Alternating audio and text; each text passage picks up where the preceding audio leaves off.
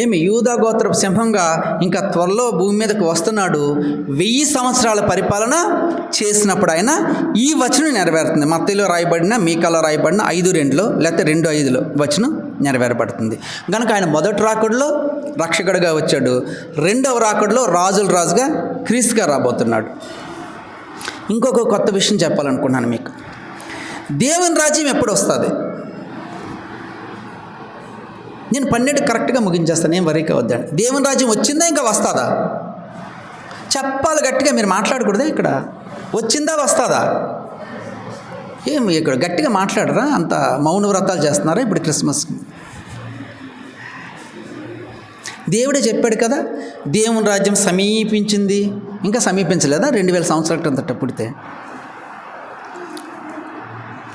Already దేవుని రాజ్యము 2000 సంవత్సరాల క్రిందటే వచ్చేస్తుందండి.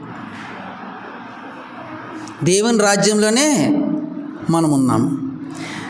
దేవుడు చెప్తాడు కదా, దేవుని రాజ్యం మీ వద్దకు వచ్చి ఉన్నది, మీ మధ్యనే ఉన్నదని చెప్పాడు యేసుక్రీస్తు. చెప్పాడే లేదా? మత్తయి సువార్తలో ఎన్నిసార్లు వినలేదు? ఇంకా అంతే చెప్పాడా?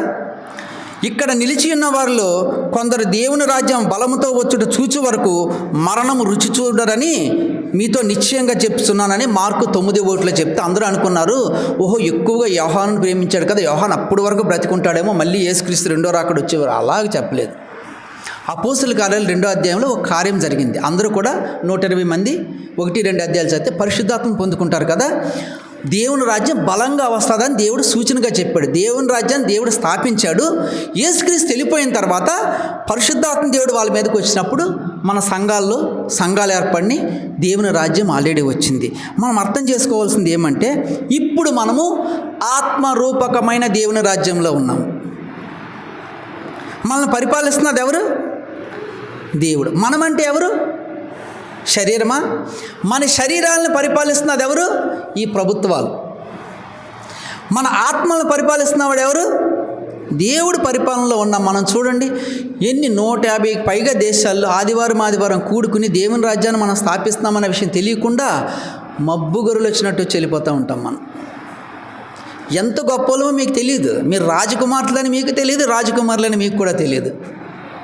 పేదోళ్ళు అన్న విషయం, బాధలు కష్టాలని గుర్తులు పెట్టుకుని వచ్చి చర్చ ఎప్పుడైపోతుందా అని చూస్తారు. నేను ఒక రోజు మిమ్మల్ని కూర్చోబెట్టుకుని 4 గంటల సేపు చెప్తాను మెసేజ్. 4 గంటల తర్వాత సారి అయిపోయిందా ఇంకా చెప్పమని అడిగేటట్టు చేసుకుంటాను నేను. దేవుని రాజ్యాన్ని గురించి ఆసక్తి. మనందరం ఎక్కడున్నామమ్మ ఇప్పుడు? అది గుర్తుపెట్టుకోవాలి మనం. దేవుని రాజ్యాల్లో ఉన్నాం. నువ్వంటే నువ్వు కాదు, నీ శరీరం కాదు, కానీ నువ్వంటే ఎవరు? నువ్వు ఆత్మ. ఇందాక నేను వచ్చేసరికి బ్రదర్ ఒక మాట చెప్తా ఉన్నాడు. మత్తయి 2:10 చూడండి. ఆ వచనం ఒక స్పష్టతనిచ్చింది మనందరికీ కూడా. వారు ఆ నక్షత్రాన్ని చూచి అత్యానంద భరితలా ఇంటిలోనికి వచ్చి ఏం చేశారు? తల్లి అయిన మరియను ఆ శిశువును ఏం చేశారు? చూచారు. ఫస్ట్ ఏం చేశారు? చూచి సాగిలపడి, చదవండి గట్టిగా, సాగిలపడి ఆయనను మాత్రమే పూజించి, అర్థమైందా? ఆయనను పూజించి, అంతే, ఇంక అంతవరకే చెప్పింది. మనకు ఒక క్లారిటీ ఏమంటే, మనము పూజించాల్సింది యేసుని మాత్రమే, యేసుక్రీస్తుని మాత్రమే. ఇప్పుడు మనం యేసుక్రీస్తు అంటే ఏం తప్పు కాదు, యేసుక్రీస్తే పుట్టాడు అనుకోండి. కానీ రెండిట్లకి డివిజన్ చెప్పాక నేను యేసు క్రీస్తు అన్నాను, కానీ ఇద్దరు ఒకలే. యేసుక్రీస్తు క్రీస్తుగా త్వరలోనే రాబోతున్నాడు. జ్ఞానులు యేసును మాత్రమే పూజించారని చెప్పేసి గ్రహించుకోవాలి. వాళ్ళు వెళ్ళిపోయిన తర్వాత హేరోదు ఏం చేశాడు? 2 సంవత్సరాలు మొదలుకొని తక్కువ వయసు ఉన్న పిల్లలందరినీ ఏం చేశాడమ్మా? చంపేశాడు. అంటే దీని అర్థం ఏంటి? ఏం అర్థం చేసుకున్నావు? అప్పటికి యేసుక్రీస్తు పుట్టి జ్ఞానులు ఒంట్ల మీద అట్లా వచ్చి హేరోదుని కలిసి యేసుక్రీస్తుని దర్శించుకుని బంగారం బోలం సాంబ్రాన్ని సమర్పించి వెనక్కి వెళ్ళిపోయేసరికి 2 సంవత్సరాల కాలం పట్టిందని అర్థం. అప్పటికే యేసుక్రీస్తుకి 2 సంవత్సరాలు వచ్చేసినాయి. ఆ యేసుక్రీస్తు పుట్టిన వెంటనే దూత చెప్తే ఈజిప్ట్ పారిపోయాడు. మళ్ళీ తర్వాత హేరోదు చనిపోయినప్పుడు తిరిగి వచ్చేస్తాడు. అంటే మనం మామూలుగా చదివితే ఇవన్నీ అర్థం కాదు మనకి. యేసుక్రీస్తు 2 సంవత్సరాల తర్వాత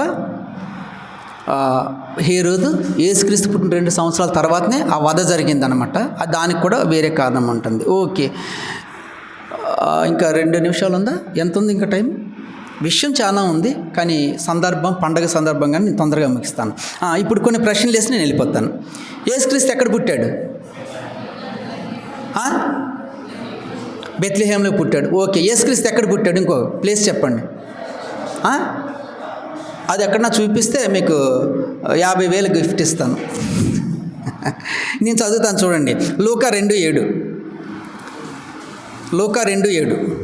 తన తొలిచూలు కుమారుని కని పొత్తిగుడ్డలతో చుట్టి సత్రంలో వారికి స్థలం లేనందువలన పశువుల తొట్టిలో పరుండబెట్టాను. పశువుల తొట్టిలో పరుండబెట్టింది కానీ పశువుల తొట్టిలో పుట్టాడని ఉందా? ఎక్కడన్నా ఉందా? ఇప్పుడు చూడండి, మళ్ళీ చదువుతున్నాను. కుమారుని కని ఆల్రెడీ కనేసిందండి.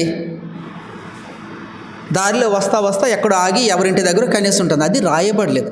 ఎక్కడ కనింది అన్నది మర్మంగా ఉంది. కానీ మన వాళ్ళు ఏం చేశారంటే పశువుల పాకలో పుట్టేశాడు అంటారు. ఇప్పుడు చదవండి మళ్ళీ. తొలిచూరు కుమారుని కని తర్వాత